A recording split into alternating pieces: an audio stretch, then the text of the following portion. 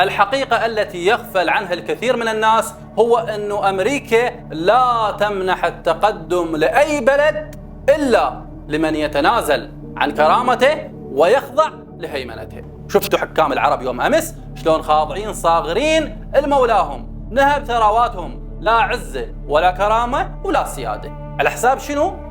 والله تقدم، عمارات، شوارع، بنى تحتية. هذا اللي يردوه العرب. الدين لا شيء عندهم، الإسلام لا شيء. وصل مرحلة باستهزاء وسخرية حتى الأرضية راح يشلحها وياخذها. نعم، هذا اللي يردوه منك، يعطوك كل شيء وياخذون منك كل شيء.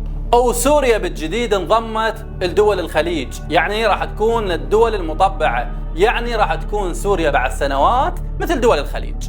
والعراق لا كهرباء، لا خدمات، لا تقدم، لا أي شيء، رغم ما هو أغنى بلد، كل شيء عندنا، لكن أمريكا ما تخلينا. نروح للصين ما تخلينا، نروح للاستثمار ما تخليهم، نريد نتقدم ما تخلينا. فهذا هو العراق اليوم. البعض يقولون لا، لأنه هو بقى حليف ويا إيران، فسبب الدمار هي إيران، فهذا الدمار كله من إيران.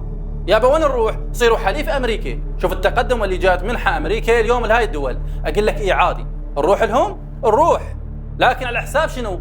أمريكا قالت انزع دينك وتعال لي. فنقول لك وين أنت من دروس الإمام الحسين عليه السلام؟ ألا وهو شنو؟ أنه الإمام واجه العطش والحرمان والموت، وصل مرحلة يموت وما خلى إيده بإيد يزيد، ما بايع يزيد، مثلي لا يبايع مثلك. زين، فايش بيكم اليوم تدقون وتنوحون وتقولون خلينا نصير مثل سوريا، مثل الخليج، مثل حكام العرب اللي طبعوا ويا أمريكا وإسرائيل؟ ليش ما تطبعون؟ إلى متى يبقى هذا البلد متمسك بالحوزات والدين والعمامة، متمسك بإيران وبغيرها؟ هذا شنو راح يقدم لنا؟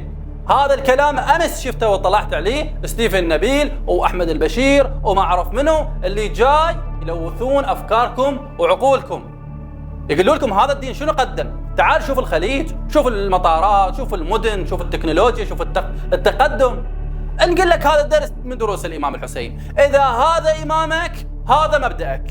فأنا ما جاي أقول ما أريد شوارع، ما أريد مدارس، ما أريد مستشفيات، ما أريد علاجات، ما أريد بلد يكون بلد متقدم مثل السعودية مثل باقي الدول، لا، أريدهن كلهن أريدهن، بس على حساب ديني لا.